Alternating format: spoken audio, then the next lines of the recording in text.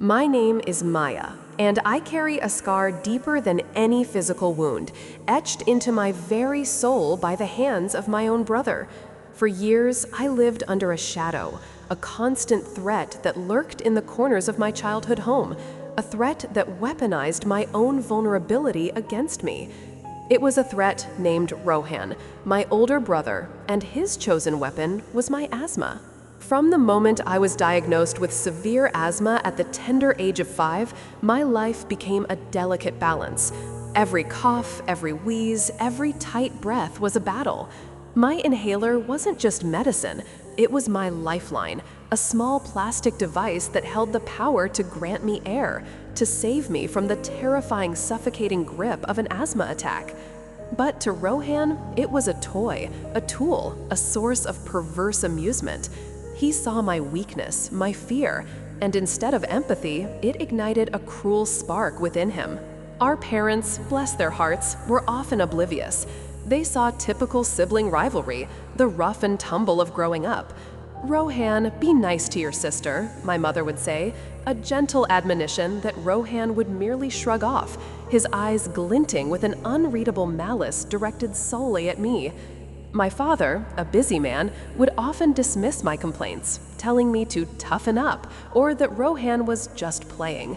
They never understood the chilling difference between a playful jab and a calculated act of cruelty, especially when that cruelty threatened to steal my very breath.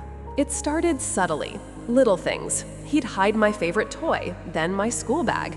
Annoying, yes, but harmless. Then he discovered the power of my fear. One particularly bad allergy season, when my asthma was flaring constantly, I had an attack while playing in the living room.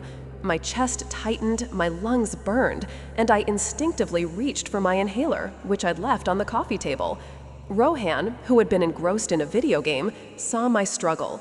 Instead of helping, he calmly picked up the inhaler, held it just out of my reach, and simply watched.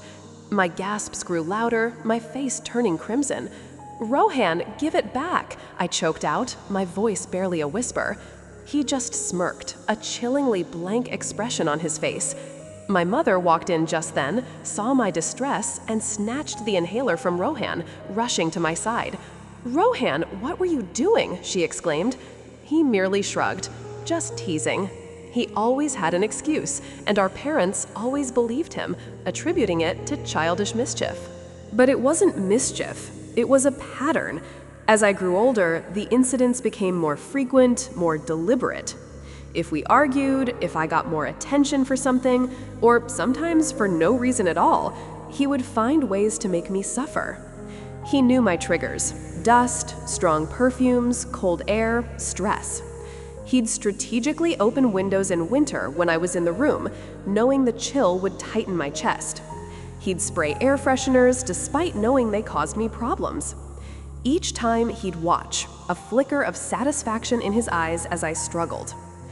The worst incident, the one that burned itself into my memory like a brand, happened when I was 13.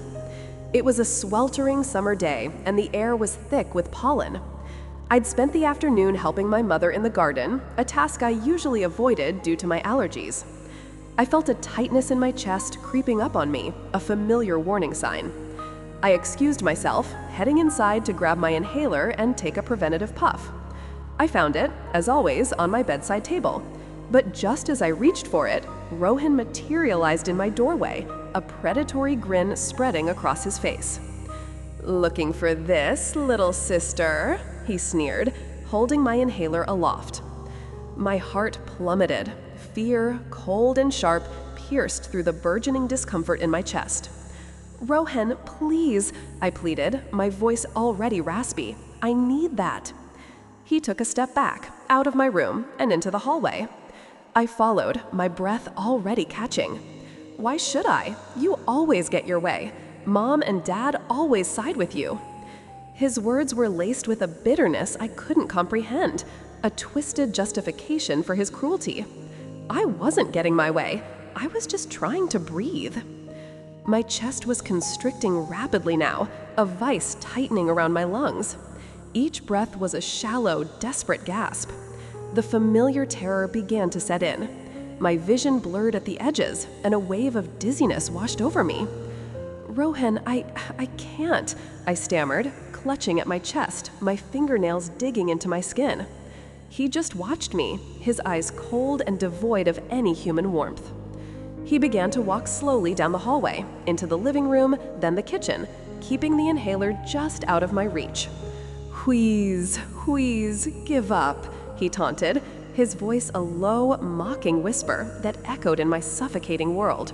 "Can't breathe? Too bad. Just give up, Maya. You always give up." I was on my knees now, gasping, my throat closing, a high-pitched wheezing sound tearing from my lungs with every failed attempt to draw air. My hands trembled violently, my body shaking uncontrollably. I could feel the panic rising, a primal scream trapped in my chest. My vision tunneled, the edges darkening.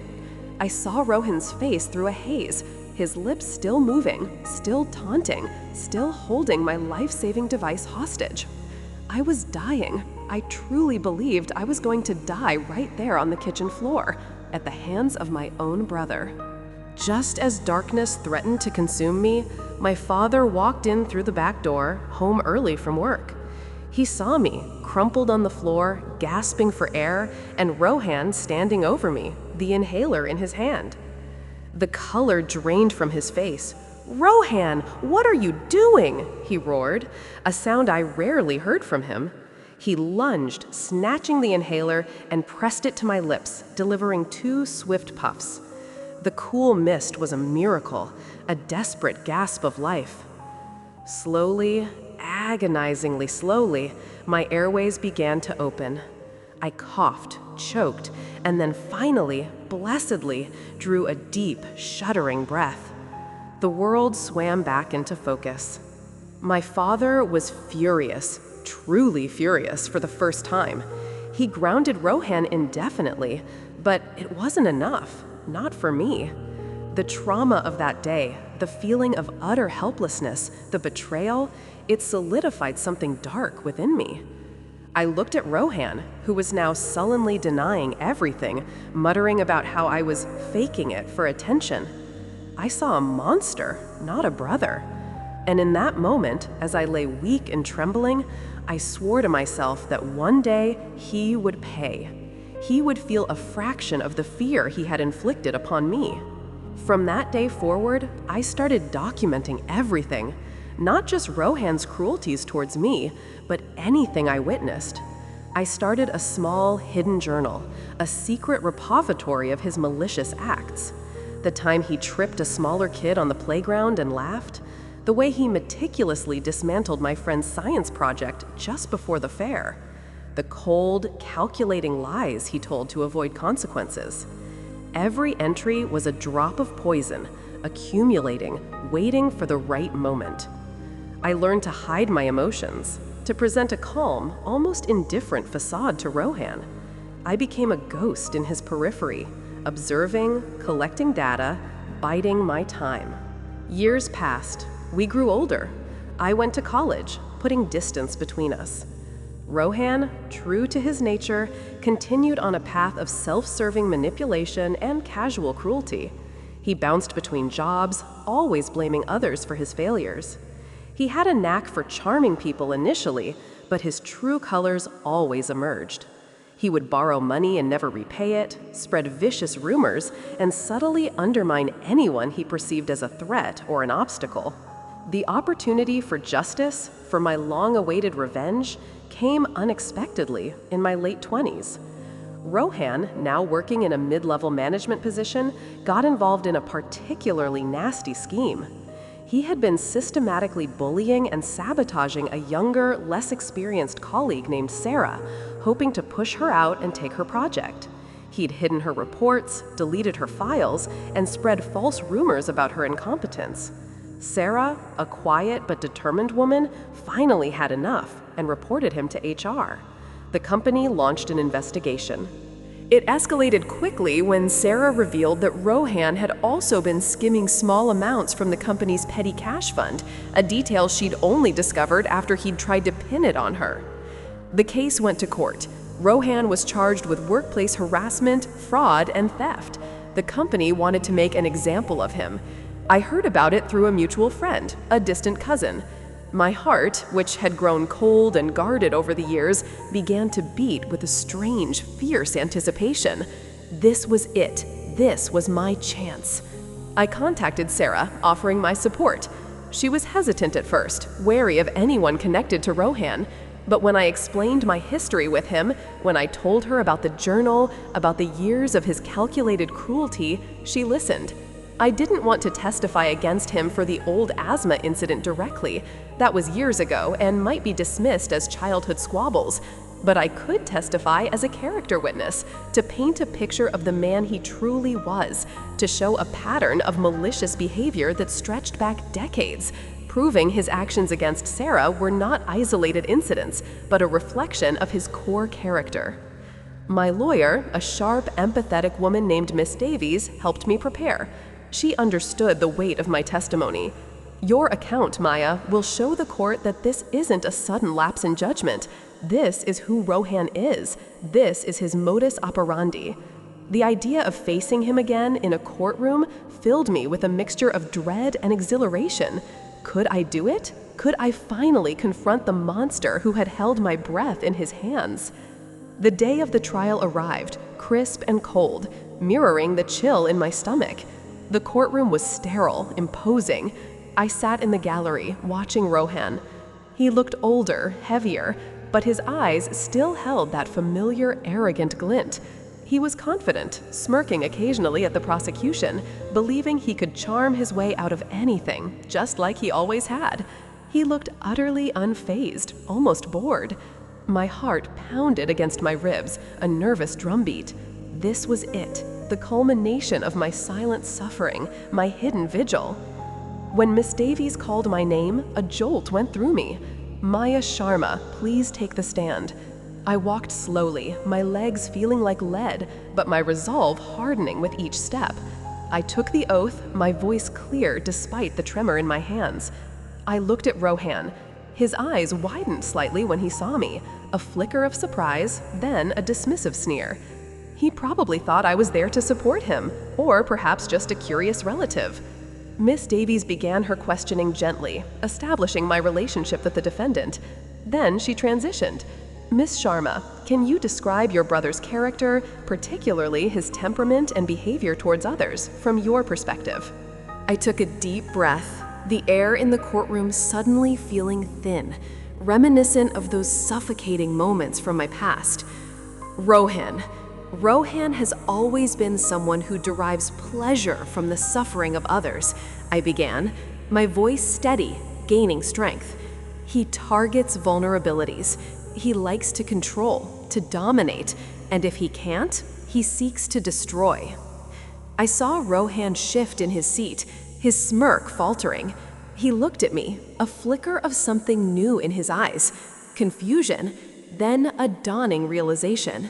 I continued, recounting incidents from my journal, painting a vivid picture of his long history of cruelty.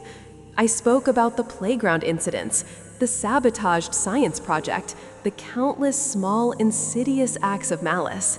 Then I reached the moment I had dreaded and longed for. And can you describe any specific instances where his behavior was particularly egregious, Miss Sharma? Miss Davies asked, her voice calm. I looked directly at Rohan, my gaze unwavering. His face was starting to pale. When I was 13, I had a severe asthma attack. My inhaler, my lifeline, was in my room. Rohan took it. He held it from me, just out of reach for what felt like an eternity. He watched me, gasping for air, choking, my body convulsing. He mocked me. He said, "Wheeze, wheeze, give up." He told me to just give up, to die. I truly believed I was going to die on the kitchen floor that day, while my own brother watched and laughed. The words hung in the air, heavy and raw. A collective gasp rippled through the gallery. The judge leaned forward, his expression grave. I could feel the weight of years of silent suffering lifting from my shoulders. I saw Rohan. His face, which had been arrogant moments before, was now ashen. His eyes, once so cold, were wide with a terror I recognized, the terror of helplessness, the terror of being exposed. He was shaking. His hands, which had once held my life in their grasp, were trembling uncontrollably in his lap. He looked like a cornered animal, stripped bare of his defenses, his bravado shattered. He tried to interrupt, to shout, but his lawyer quickly quieted him. The prosecution had made their case, and my testimony had solidified it, providing the crucial character evidence that painted Rohan not just as a workplace bully, but as a deeply disturbed individual with a long history of malicious intent. The judge listened intently, his expression unyielding. When the verdict came down, it was swift and decisive. Guilty on all counts. Rohan was sentenced to a significant term in prison, not just for the fraud and theft, but also for the severe psychological distress and harassment he inflicted on Sarah, a sentence undoubtedly influenced by the pattern of cruelty I had revealed. As they led him away, Rohan caught my eye. There was no anger, no sneer, just a profound, pathetic fear. He was shaking, just like I had shaken all those years ago on the kitchen floor. He was helpless, just like I had been. And in that moment, I felt no triumph, no cruel satisfaction, only a quiet, profound sense of peace. The monster had been caged. The shadow had finally lifted. My life since then has been about healing.